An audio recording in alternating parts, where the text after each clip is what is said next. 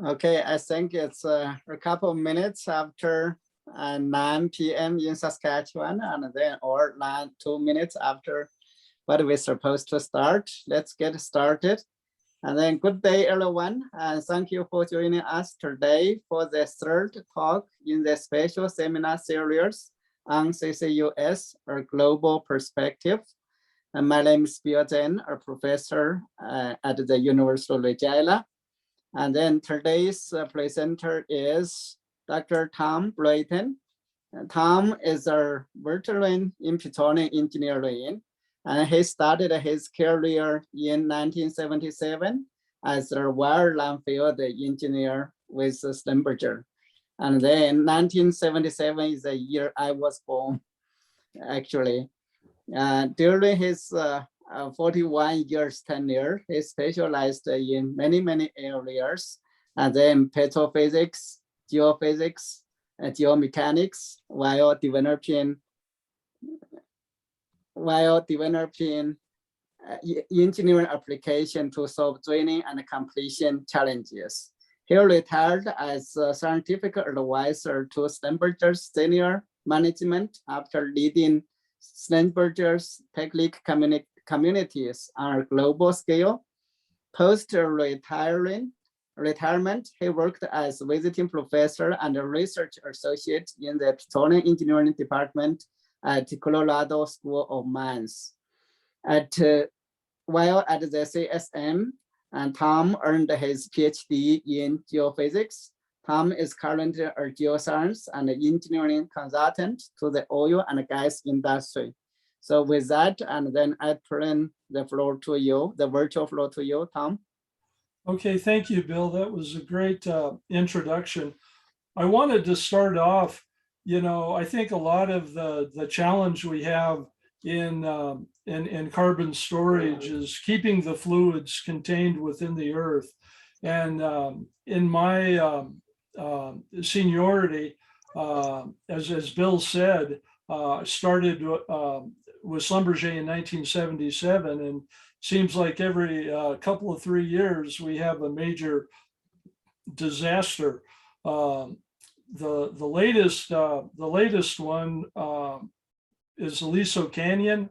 It's a gas storage field for the Los Angeles area, and it was certainly the largest preventable release of methane into the environment.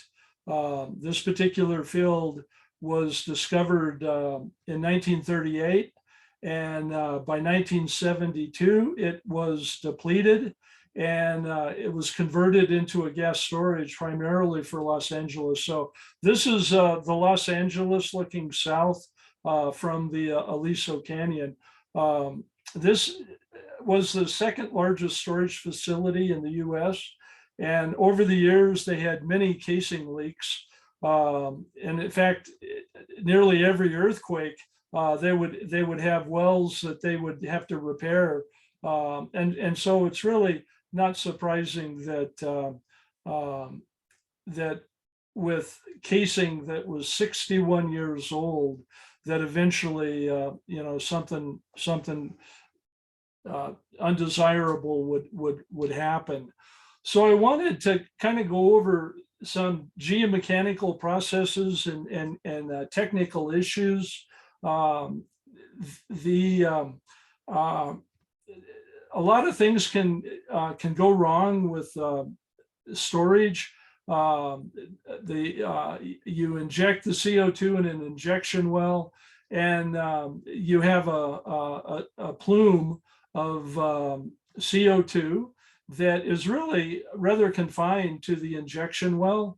But what you find is the pressure increases quite a bit farther than the plume.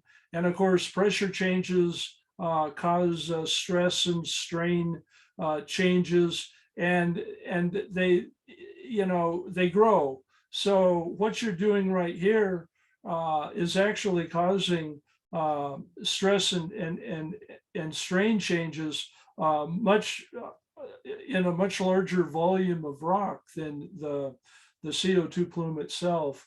And so if you blow this picture up, you can see some of the things we worry about. Here's a fault that you may reactivate. There's subseismic faults, you get a bunch of deformation. So there's these unwanted mechanical changes that typically go on, and we're very well situated in geomechanics to model these kinds of changes and estimate what's going to happen. The workflow that we use for CO2 storage, I break it into 4 activities. I call the first one a knowledge activity. And this is where you do a lot of geoscience and engineering analysis to build a calibration database. I mean, eventually we're going to build an Earth model. And one of the questions you have at the very beginning is, what do you consider ground truth for pore pressure or for stress?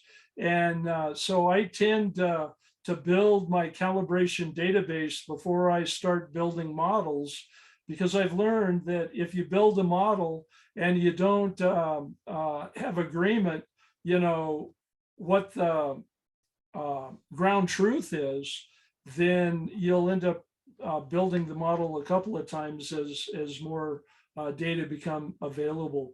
So the knowledge activity comes first. Then we start with one-dimensional Earth models, looking at petrophysics and rock physics and whatnot.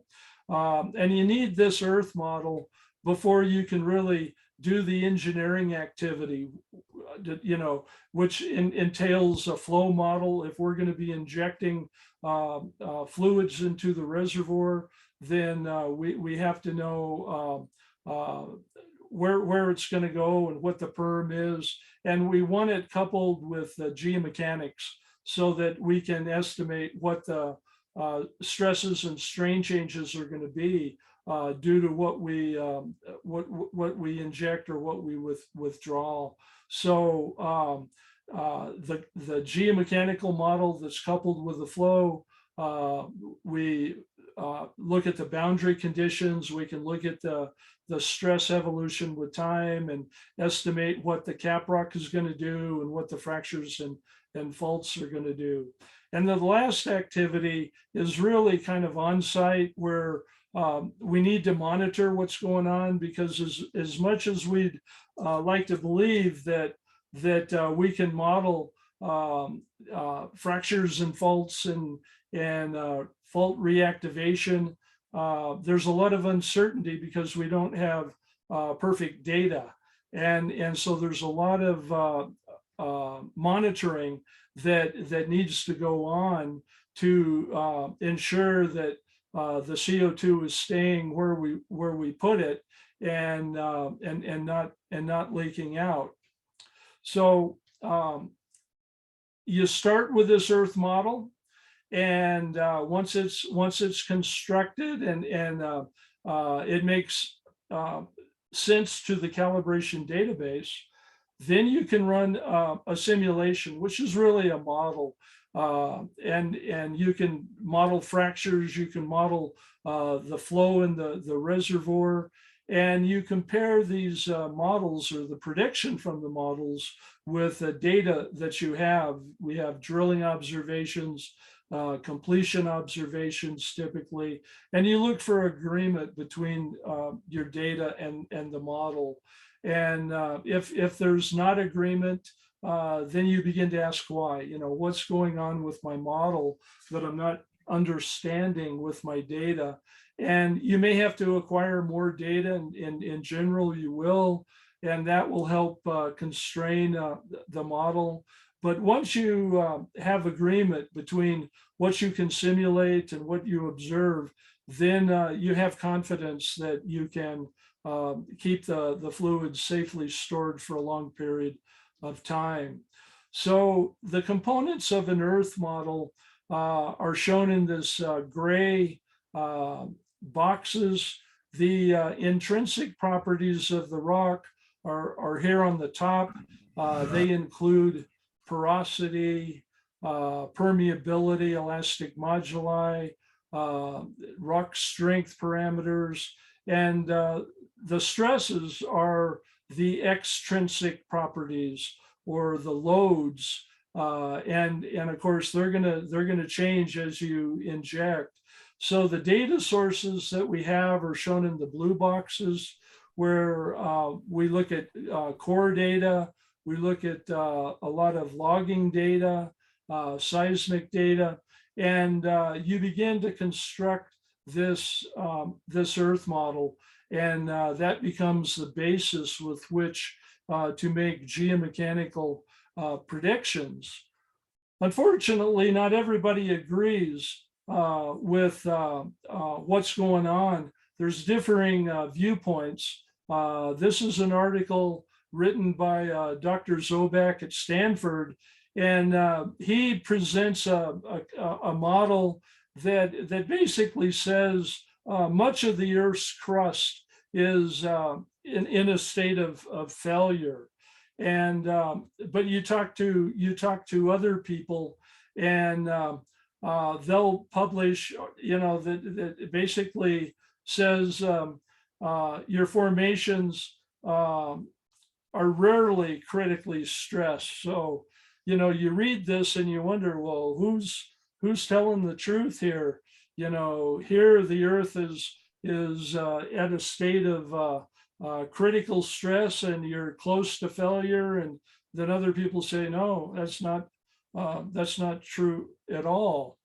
Well, what leads to this is the problem that I've seen in geomechanics over the last 20, 30 years. In fact, if you look back at about 1990, there were very few complete data sets available for people to think about geomechanics.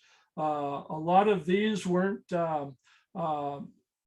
completed by oil companies. They were National Laboratory had a lot of influence on this, and we had the stage filled experiment in East Texas, the multi-well experiment in Colorado. And what's interesting is where you have a lot of tectonic loads, a lot of earthquakes out here in California, there were no complete data sets in California, none in the Permian Basin, none in Oklahoma, areas where, there was actually a lot of knowledge about the formations. And so in my career, we introduced this mechanical Earth model, and it had kind of a slow start. Published that first in about 1994, and but it's caught on, and now everybody is kind of believing that these Earth models are really quite important. Well, what do I mean by a complete data set? Well, this is some data that I acquired in 1998 in California. I'm showing a number of pore pressure measurements with the blue dots, and they were followed up by mini fracs. And so we measured the minimum horizontal stress in yellow, and notice how many measurements that are being made, enough so that you can begin to see what's going on. Originally, this field was thought to be normally pressured, and this red line is a normal pore pressure gradient. And certainly the upper part of the column, the lithologic column, is normally pressured. But what the operator did not know, and this was after 50 years of hydraulically stimulating these wells, they didn't know that the lower portion was overpressured, nor did they realize that the minimum horizontal stress had two separate stress regimes. You had this linear regime up here, then a big transition, and they didn't know that at some depth that the minimum horizontal stress exceeded the overburden, shown here in brown. So this gives rise to arguments among people as to are we critically stressed or are we not critically stressed. You can determine that explicitly with measurements, but people don't do it unless there's some compelling reason to do it. Well, if we're going to store carbon in the earth, then we need to understand things like this. If we look at core data, this is a typical triaxial test where you apply some confining pressure and you measure the axial load as a function of the axial strain. That's the red curve. And I like to break it up into 4 regions that in region 1, you'll typically find your concave upwards as you close down microcracks in the rock. Then you have a linear region followed by this yellow region, region 3, where now you're beginning to introduce new microcracks into the rock. And so that's shown here, where the first cracks you create in the sample, they're not connected. And as you apply more and more load, they begin to coalesce, and then you've got a well-defined failure plane in your rock sample. And the ultimate strength, or the peak strength, in this particular case is about 10,000 PSI. And then in region 4 is kind of post-failure behavior. Even though the rock is failed, you have confining pressure and the rock can still support a load, not as much as what it did here at peak strength, but it can still support a substantial load. So this rock behavior is very typical. It's for a brittle kind of rock, which a lot of the formations that we understand from the oil business are brittle behavior, which means you have a peak strength and a yield strength. This yield strength is like, I think of it as a normalized elastic limit. And so in this case, the yield strength is about 8,000. The peak strength is 10,000. So once you get to about 80% of the peak strength, then you're yielding and you're getting close to failure. Well, one of the questions that I think about is, where are the in situ stresses in relationship to the peak strength of the formation? And if you're in region 3 and you're at, say, 80% of the peak strength, then you need to go to an elastoplastic model to accurately predict the stresses and the strain in the earth. If you're below 0.8, then your linear elastic models are appropriate. And of course, if you're in situ stresses, if your estimate of the in situ stress exceeds the peak strength, then you're certainly critically stressed, and a failure model is more appropriate for estimating the strength in the earth. So we have lots of tools to evaluate how close are we to failure. We use Moore circles to see how close our normal stresses are to causing failure, where the circle touches your failure envelope.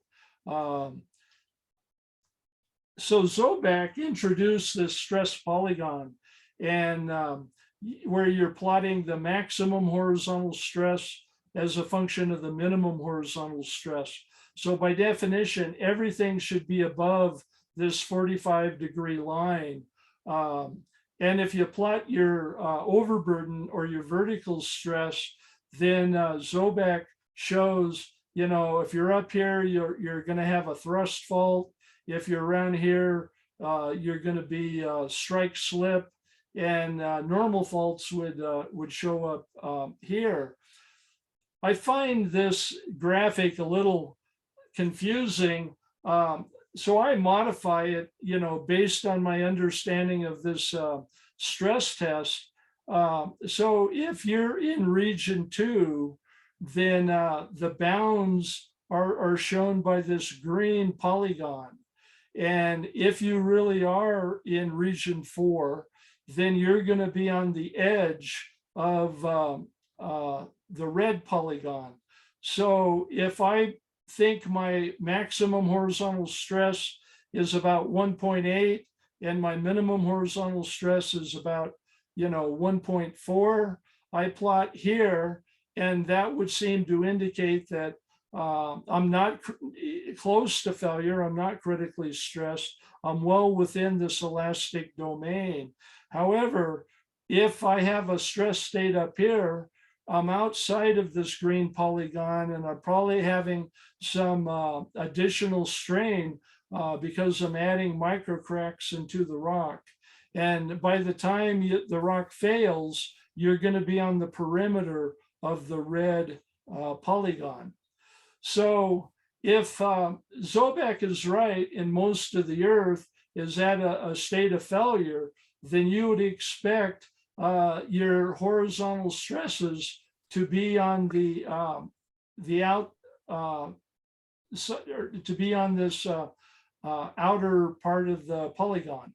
Whereas if you're linearly elastic, then your stress points are going to be contained within the green polygon. So why do we have an argument of are we critically stressed, or are we not have to worry about that? Well, I come back to, you know, this diagram and say we really need to compute this failure ratio to see where our in situ stresses compared to the peak strength. So if we're in region 2, then linear elastic models do really quite well. This is the isotropic version of the linear elastic model, and this is one anisotropic version of it. I became real familiar with this whenever we were drilling the Barnett gas shale, that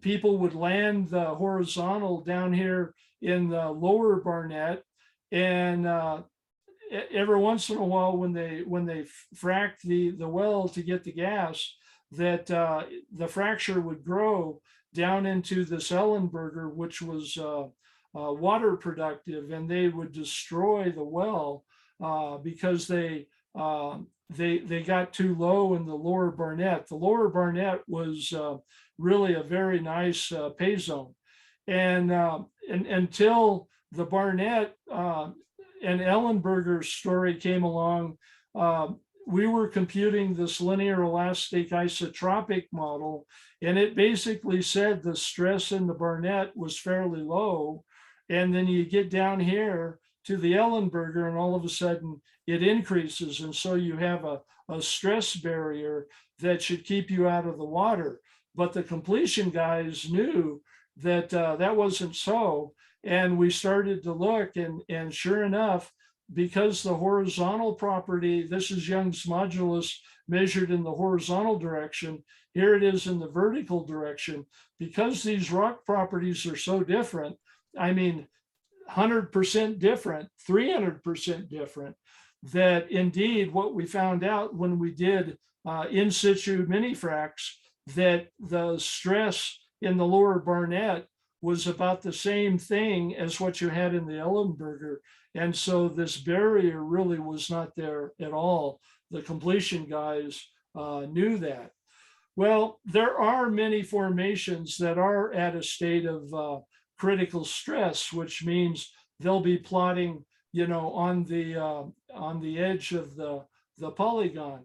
But if this is true, if this is the case, then you violated the assumptions of the linear elastic model. And now what controls the horizontal stress in the earth are the failure properties of friction angle and cohesion, the strength properties of the rock.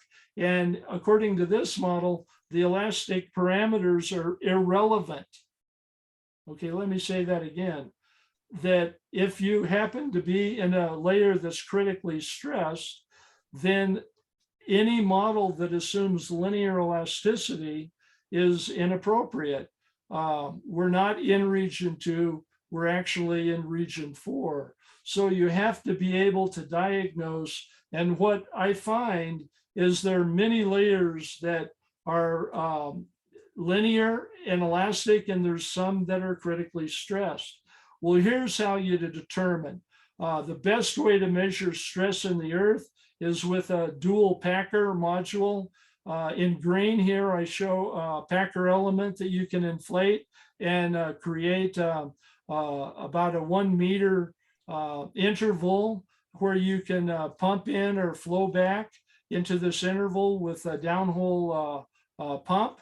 And they're shown in black here. These are the packer elements. The red that you see there, that's the logo of the manufacturer. And the pressure sensors are here in the middle. Well, you drop this tool in the hole, and because you can shut in downhole and measure a downhole pressure, it's a very stiff system and very accurate. So the first thing you may want to do is your volume of mud that you're pumping into the packer is shown here. So you're inflating your packers to get a seal. So your packer pressure is shown here in brown.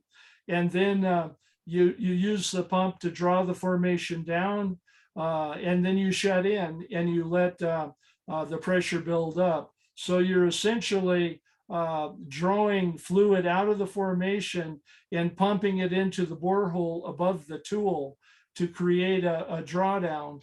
And then you just wait for the pressure to build up. And this is where you have to be patient, because depending on the permeability, it's going to take some time.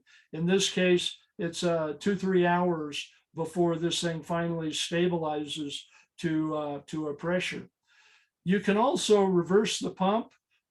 Here we've measured the pore pressure right here, and then we pump into the formation. And yes, we have perm so that you can pump and then shut in and you leak off. Here we actually break the formation down and then shut the pump off and let it close. And that change in slope right there, that's the closure pressure. That's a measure of the minimum horizontal stress. But you don't just do it once, you do it twice, you do it 3 times, 4 times, because you want to propagate this fracture away from the wellbore so that you're measuring the far field stress and not the hoop or tangential stress that's right around the wellbore. And by doing it several times, you can confirm that you've got a fracture into the far field. You can also see that it's increasing in pressure because of the volume of fluid that we're injecting. Whenever you close, it's very easy to see where the fracture closure pressure is. You know, it's not 1120, it's not 1100. You know, almost anybody can pick this, and that's, you know, good to 3 significant digits, which I think is pretty impressive. And then you can image, you know, before you do the mini frac, and you can image it after, and you can see exactly the created fracture. And in this case, it's a vertical fracture in a vertical well. And so you can confirm and that you've made an accurate measurement. Well, we started doing this routinely in North America in the late 90s. And we would go into open hole, and in a very laminated formation, you would move the tool, and you would see that each of these layers have a different stress. They have a different mineralogy, different amount of clay. And so you make an accurate measurement, and you can build this blue stress model that honors your observations.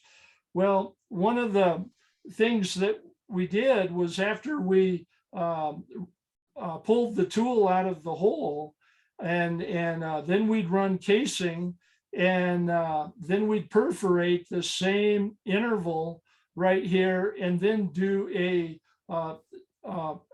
another mini frac with surface pumps, and we measure the pressure at the surface, and we shut it in at the surface, which is more typical of how people might do that kind of test today. And what we found is, if you look at the pressure record, you could see all three of these closures that went on. In other words, you're pumping a lot larger volume of fluid, and you grow the fracture in height quite a bit. And so a lot of the time when they're doing these surface measurements, they interpret the data as if there's a single closure. Who knows where they would pick it? And then they assign that to the main reservoir. And so you got to be careful that whenever you do different kinds of tests, you got to think about the scale of the problem and what you're doing. And this is what gives rise to people arguing over whether we're at critical stress in the earth, or whether a linear elastic model is more appropriate. So we have these geomechanical workflows to determine fracture stability or fault stability. Essentially rotate your far field stresses that you measured into the plane of the fracture. The normal stress is multiplied by this friction coefficient to determine the strength of the fault. And then the failure ratio is just defined as the maximum shear stress as a function of the shear strength. And if we do this in every layer, then we will find, what I find is that some of the layers are critically stressed and some of the layers are not. And so geomechanically, we have the tools to solve a lot of the issues of the state of stress in the earth, and what is the likelihood of failing the rock. So eventually we're going to put this information into a finite element solver. Here's just a picture of a production wellbore that this middle layer was perforated. And after a couple of years of production, the initial pore pressure is 4,500 PSI in red color. But after a couple of years of production, the pore pressure is blue. It's down here at 2,500 PSI or so, and we're beginning to drain a couple of the layers. Well, this change in pressure causes the loads to shift in the earth. And even though that vertically we're only looking at 3 grid cells, the stress redistribution is larger. And so just changing the pore pressure in one cell is going to change the stresses both above and below. And in fact, if you're reducing pore pressure, then the effective stress goes up. And the 2000 was the initial effective stress in blue. And here above and below the reservoir, we've actually increased the load. So with injection, it just goes in the opposite direction. But this is one of the primary tools we have in geomechanics to understand how the loads are going to shift in the earth. So I come back to this picture, and I will argue that we really do have the tools we need to understand the stress and strain changes, how far away from the injection well. But what really worries me, and what I like to kind of finish up on, is this abandoned well over here. When I look at all the uncontrolled releases of hydrocarbon into the environment, it wasn't these, it wasn't leakage into these faults, and you know, a lot of these major faults don't really have much permeability. It's always been a situation with the wellbore. So there's a lot of well integrity challenges that we face, and I think this is something that we need to spend more time thinking about. We typically run cement integrity tools with an acoustical transmitter and receivers, and if we just have water on the inside of the casing and on the backside of the casing, then you pop your transmitter and you see a very high amplitude.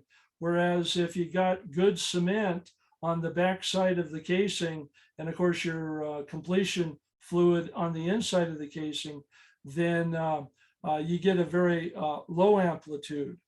So here's an example. Here we have very low amplitude in our measurement window, and here we have high amplitude, and here you can see the ringing of the casing. So we monitor these wells, but I started to ask people, do we ever repeat the survey? Do we ever do time-lapse logging? And here's an example where we ran the cement bond log in 2014, and then in 2021, 7 years later, we ran it again. So here I kind of blow it up. In 14, we did the blue curve. So we had fairly good, we see a little ringing of the pipe here, but we also see formation arrivals. We come back in 2021 and we measure the red curve. And all of a sudden what we see is a large amplitude. So something over that time period changed. And then you look, the change wasn't down below the pay zone. The two curves are overlaying down here. The big change was within the pay zone right here. And we can also see that there is an increase in amplitude, which means you have a microannulus, or you know, you have something kind of going on. And then you go up the hole, and again, it's the same story. You had very good cement when you did the survey right after the cement job, but sometime later, you know, the quality of the isolation has been reduced dramatically. This red curve is reading a lot higher amplitude than the original log. So monitoring well bores is critical. So geophysical monitoring is something that's going to allow us to see where the plume is going. Here's a recent paper. This field was discovered here in 1955. Here is your initial oil production, and you can see the pore pressure was dropping under primary recovery. They, you know, along about the late 1960s, they started a water flood, and the oil production greatly increased and then dropped down. And in 2015 or so, they started a CO2 enhanced oil recovery, and the oil production went up again. by injecting the CO2. And here we're using shear seismic and P-wave seismic both. And what this is telling us is if it were just a fluid effect, then you wouldn't see the change on the shear. But here we're seeing as much change, well, not as much on the shear. The scales are slightly different, but we're seeing changes in shear, which means that we're sensitive to the changing stress field because of all of the production and injection history going on in this field. So I'd like to conclude, with these final thoughts. Keeping fluids contained in the earth, there's important technologies that have been developed that can help us do that. In geomechanics, a mechanical earth model is required.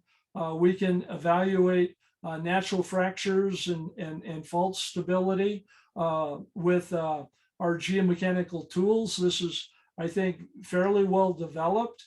What we don't know all the time is all the fracture and fault properties. And so the challenge is getting the data to drive the model. We can do flow modeling coupled with geomechanics, monitor the plume, monitor how the stresses are changing away from the injection area. And geophysical monitoring is critical to understanding what's going on. So time-lapse geophysics is important. Fiber optic technology is coming on board now to help us see not only the acoustical velocity changes, but also a direct measurement of strain, which is kind of a missing link in our work. We can monitor microseismic. We can, production logging now can help determine whether the CO2 is staying in the zone or whether it's leaking up behind the cement. And so I think we need a lot more of time-lapse monitoring to ensure that we keep the carbon where we put it, and we have measurements that can help us understand if it begins to move away from the injection zone. So that's really what I have to present, and I'll see if there's any questions. Thanks so much, Tom, and then for the wonderful presentation, and then go through lots of cases, and then also, and then get lots of technology stuff.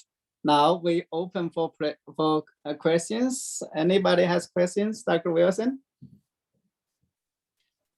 Yeah, thanks, Tom. That's always very interesting. So what I'm taking from that is that we really have to be careful about losing that cement bond to the outside of the casing. And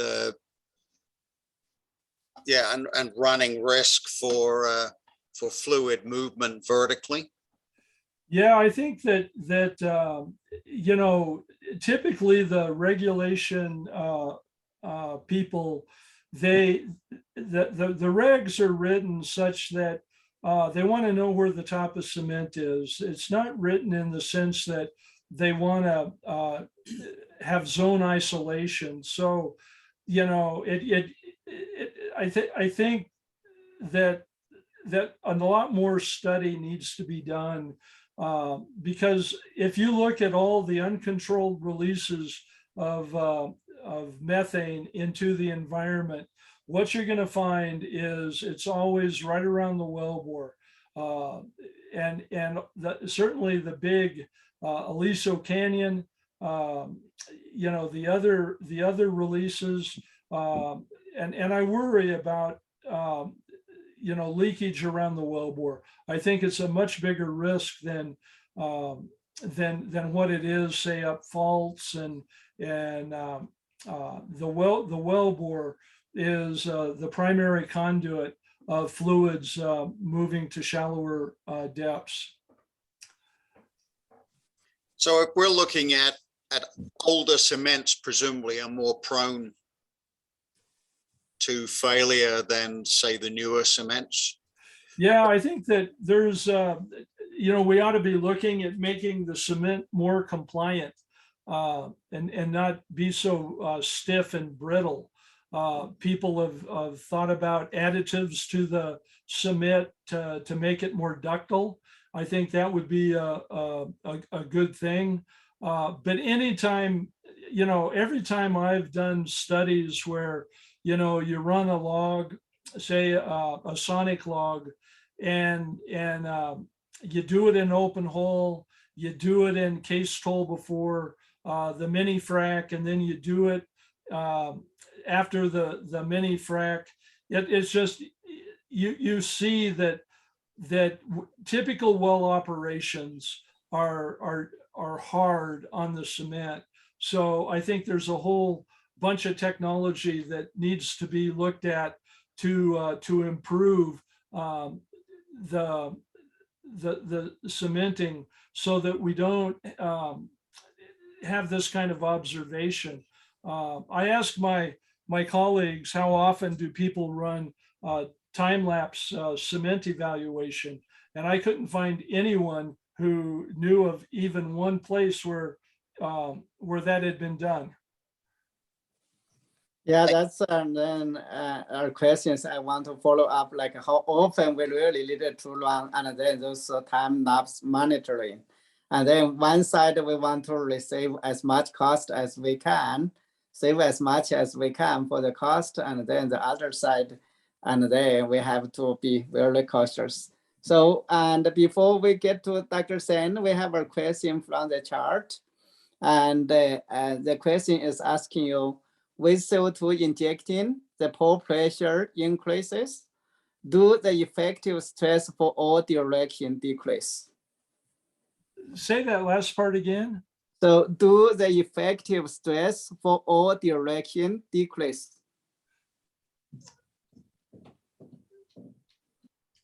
So if you're decreasing the pore pressure, then the grains contact more of their neighbors, and the stress through the rock framework increases, and that's what you're seeing here above and below. So if you're injecting, it's just the opposite, that if you're increasing the pore pressure here, you're pushing the grains apart, and the load has to shift, and so you're actually reducing the effective stress above and below. So if you think about it, yeah, is that happen for all directions, like X, Y, Z, all the three directions? Well, it depends on the permeability. They could be different in all three directions. It depends on the permeability, which is in fact a tensor. Mm-hmm. Yeah, great. So Dr. Sen? Okay, I have a question about cement or wellbore integrity.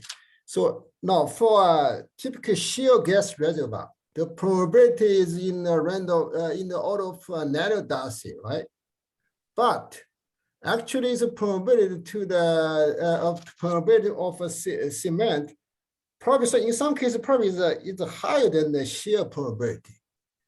Then my question is, even you have a very good well integrity, and then in some cases, like if your pressure difference is high, then you inject a CO2 cannot be stored. Maybe something I'm missing. I don't know how this kind of how to explain to even because you always have to have a well, you have a cement. But then that kind of probability of cement is very high, actually. Yeah, compared to nanodarcy, for sure. If I can go back to say this slide here, what I find in unconventional reservoirs, I I don't think they would be a good place to store fluid, and I'll tell you why. It's like you're alluding to, that the higher the organic carbon content, the total organic carbon content in the rock, that with geologic time and temperature and pressure, the organic material has a chemical reaction with water, and you take this solid material and add water, and you create bitumen, and then the bitumen turns to oil, and eventually it can go to gas, and the volume of the products are greater than the volume of what you started with. So the pore pressure goes up, you're pushing the grains apart, but because the organic carbon only represents 8% of the rock volume, then you get these micro cracks right around the organic carbon. And it kind of looks like this picture here, where they're isolated. And I think that what the stimulation does in an unconventional reservoir is, people think that they're creating a lot of surface area and microcracks starting with a rock that has none. And I think that most of these unconventional reservoirs, kind of look like this, just from the maturation process of the organic carbon. And what you're doing with the stimulation is you're connecting all of these unconnected cracks and providing a flow path back into the well. So I think of these cap rocks, if they actually have a large amount of organic carbon, then they're going to be more susceptible to leaking, fluid through the cap rock, because you've got all these microcracks that are there just due to the natural maturation of the carbon. Okay, but what is it possible to leak through the cement?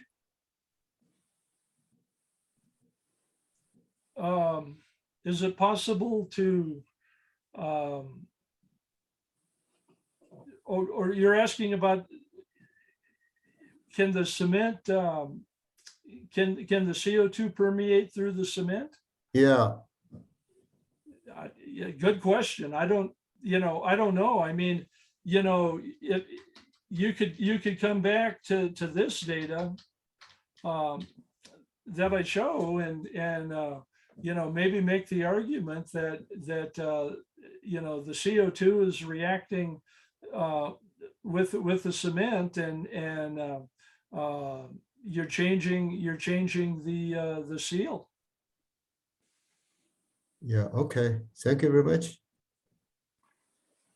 Yeah, so basically the wellbore is one of the biggest risks, and then in the CO2 storage, and then Well, it can be, it can be. Certainly the major release, the major failures we've had, are always, it's a wellbore integrity, type thing. So, we spend a lot of time in geomechanics thinking about how do we quantify the transmissibility of faults and fractures, and but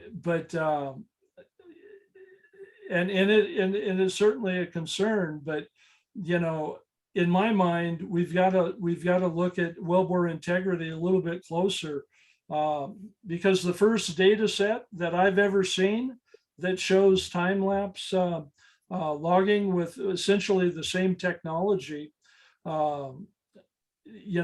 you see large intervals where the integrity appears to have diminished with time. We don't know why. Another relevant question is for the CO2 sequestration project. Do you have a special requirement for well integrity, like for something, or what kind of for example, for cement bond requirement, what kind of quality, I mean, or your high quality or some kind of high quality requirement for such kind of cement? Because when we produce oil or gas, it's kind of temporary maximum is 50 or some years, but we are talking about this CO2 sequestration, and you maybe then you have so many wells, hundreds of thousands of wells. If some wells is leaking, then all the money is going to be wasted. Then you cannot store the CO2. Well, I don't know. I think we need to do some research and you know, think about how we can test the quality of the cement over time. I wouldn't give up at this point, because I suspect that if we change the properties of the cement, you know, that might be a solution. We have lots of ideas on what we can do, but before we can really make much progress, I think, you know, we need data to give us an idea of of how good the zonal isolation is. There's a new Schlumberger has introduced a new production logging tool that can actually monitor CO2 behind pipe. You know, so there's technologies coming on board to help us in investigate this, but so I don't, you know, I mean, I don't know. We're kind of early in the process, but I was excited to get this data and see how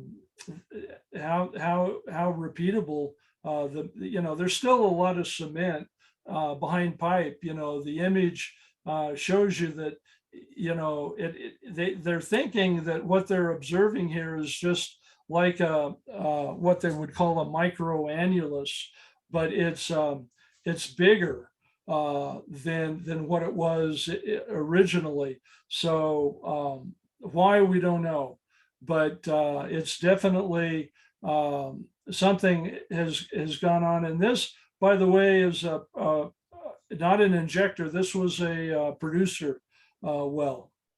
So you know, you're withdrawing fluids from the EOR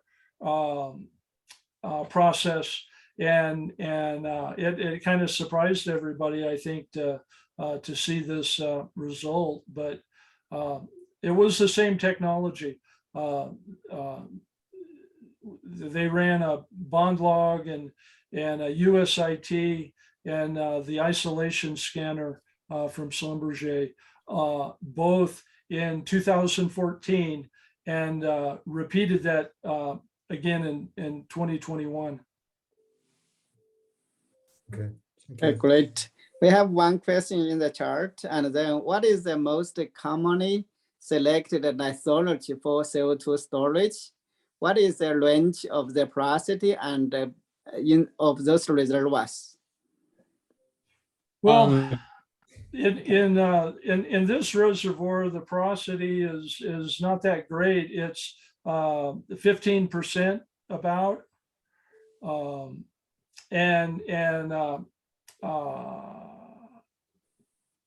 but for storage, you know, you want to have you know, 20-30% porosity. You get above 30% and I'd be worried, because the formation is so weak. You might have problems associated with that. But, you know, if the porosity is less than 10%, you know, you just don't have you know, you don't have the injectivity to put very much CO2 away. So I think you probably want something like 20-25%. Okay, so how about lithology? So this is actually a follow-up about the discussion about the cement, about the cementing. So because different lithology has really different influence about the quality of the cement. Especially we use the abandoned oil field and use existing old wells as injection wells. So maybe the CBL is also another severe problem than a new drilled well. So my question is, how about lithology of the Well, candidate? that's a good question too. You know, if you're dealing with a sandstone, I think you're going to have better integrity than if you're dealing with a carbonate, you know, because the CO2 is going to mix with water, and that's carbonic acid, and it's just like cement, it's going to eat away. So I think your sandstone reservoirs are going to be better than carbonate ones. Right. Okay, thank you. Great. Any further questions? Hi, Dr. Zhang. Yeah. Yeah. I have a questions for Mr. Tom Bratton. And this question is a small question that we are wondering that we know the principle of the CO2 sequestration, or once we got our carbon dioxide injected into the formation, we have the target formation, and we will focus on the geochemical and both geochemical and geomechanical parts. We